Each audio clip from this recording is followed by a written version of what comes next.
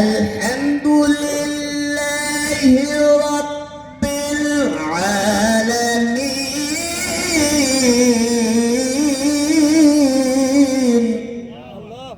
সূরাতুল ফাতিহা। সূরার নাম কি?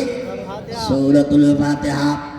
এই সূরাতুল ফাতিহা আল্লাহর নবী বিশ্বনবী মুহাম্মদুর রাসূলুল্লাহ সাল্লাল্লাহু আলাইহি ওয়াসাল্লাম সাফা পাহাড়ে সূরাতুল ফাতিহা তেলাওয়াত শুরু করে দিয়েছেন।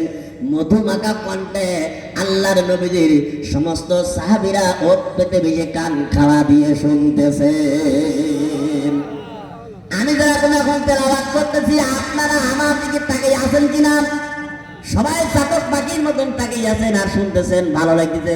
এত মধুমাখা আপনার অন্তরে ভালো লাগতেছে। ঠিক সেই সময়ও নবীজির সামনে যারা যে সমস্ত সাহাবীরা ছিলেন তারা সকলে নবীজির কণ্ঠের তেলাওয়াত শোনার জন্য সব সময় পাগল হয়ে থাকতেন। আর ওদিকে কি ভালো করে শুনবেন,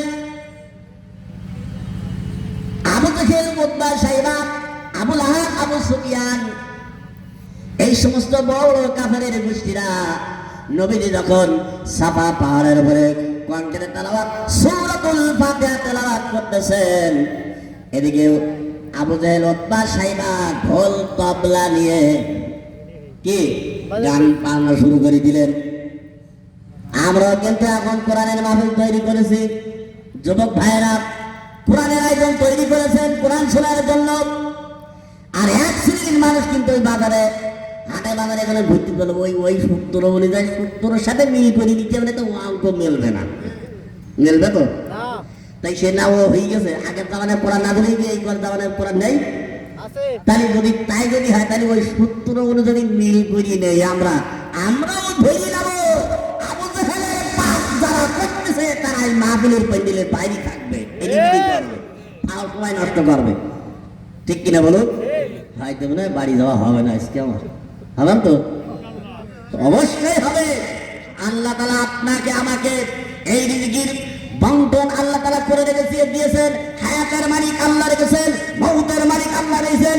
পৃথিবীর কোনো শক্তি নেই আপনাকে আমাকে দুনিয়া থেকে বিদায় করতে পারবে। ঠিক কিনা বলুন? আল্লাহর হুকুম ছাড়া পারবে? পারবে না। আল্লাহর নবী বিশ্বনবী মুহাম্মদুর রাসূলুল্লাহ সাল্লাল্লাহু আলাইহি ওয়াসাল্লাম যখন কণ্ঠের তেলাওয়াত শুরু করে দিলেন, আবু জেহেল, উতবা, শাইবা, আবু লাহাব, আবু সুফিয়ান এই সমস্ত বড় বড় কাফেরের গোষ্ঠীরা এরা সকলেই একটা প্যান্ডেল তৈরি করে ঢোল তবলা ডুগিডাগি বাজাতে লাগলো, যাতে করে মুহাম্মদ কণ্ঠের তেলাওয়াত বন্ধ হয়ে যায়। নাউযুবিল্লাহি মিন যালিক। কত বড় সিটার বদমাশ! এই সিটারের সাথে সিটারেরা ঘরে, বিড়ি খোরেরা বিড়ি খোরের সাথে ঘরে, গাঁদা খোরেরা গাঁদা খোরে দেখলে পাঁচ তিনবার এই যাচ্ছে তিনবার গাঁদা খায়। গাঁদা খোরেরা ধরা খুব মুশকিল। এরা শান্তি মেরি দেয়, হ্যালো আমি মুখ জায়গায় আছি, তা তুই ওই জায়গায় টাকা ফোট চাইনি মেরি দেবো, তুই এইবার টাকা উঠি ঘুষাই নিয়ে দিস ওই জায়গায় গাছের গোড়ায়, কেউ ধরতে পারবে না। আমার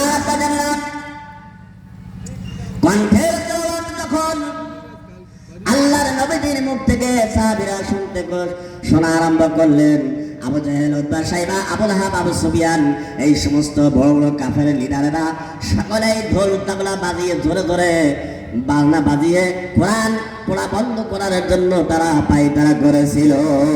এখনো বর্তমান সময় কোরআন তেলাওয়াত যেখানে হবে, আবু জেহেলের গোষ্ঠীরা, উতবা, শাইবা, আবু লাহাব এই সমস্ত আবু জেহেলের নাতিপুতিরা এরাও কিন্তু ওতপেটি থাকবে, ভাষা খুঁজবে। হুজুর কি বলে প্রশ্ন একটা ঝাড়ি দেব, দেখ হুজুর কি বলে একটু দেখবো। ফেরাউনের নানির নাম কি হুজুর বলতে হবে এখন? উদ্দীপাদ্দি প্রশ্ন করবে। এক মুসল্লি আমার বলতে, হুজুর পায়খানা পাক না নাপাক? তাই মধ্যে পায়খানা নাপাক আমার শোনা লাগে নাকি? তাহলে বাইশ শোনাইনি এটা পাক না নাপাক? আমি তো এই ফেরাউন তো বানা হইলি দিয়ে আর কি প্রশ্ন উত্তর দেবো কি করে, বয়স তো কম। তাহলে ওটাও তো নাপাক, তা না হলে বাইরে উজু করি যে আমরা। তাই যদি হবে পায়খানা করার পরে আপনি পানি খরচ করেন, বাইশ শোনানোর পরে কেন পানি খরচ করেন না? খালি উজু করে সব মেরে যাচ্ছেন, পানি পেয়েছেন আপনি। ঠিক আবু জাহেলের মতো পড়লো দিও না। আমার আপনার জানালাম আবু জাহেল, উতবা, সাইবা তার সঙ্গী সাথীরা অনেক লোকজন নিয়ে যখন ঢোল তাবলা বাজাতে আরম্ভ করলো, ওর মধ্যে কিছু জন লোক বলতে লাগলো, ভাই আমি একটু মুহাম্মাদের ওখানে যেতে চাই, কোরআনের তেলাওয়াত আমার একটু শুনতে মনে হচ্ছে, একটু শুনিয়ে আসি দিন ওরা কি বলছে। বুঝি না, যাওয়া হবে না, ওখান গেলেই হবে না, যাওয়া যাবে না, আটকাতে পারেন নাই। একজন যায়, আল্লাহ নবীর কণ্ঠের তেলাওয়াত শুনে ওই লোকটার ফিরে আসতে পারে না। নবীদের কণ্ঠের তেলাওয়াত শুনে আর ওইখানে বসে কালেমা পড়ে মুসলমান হয়ে যায়। সুবহানাল্লাহ।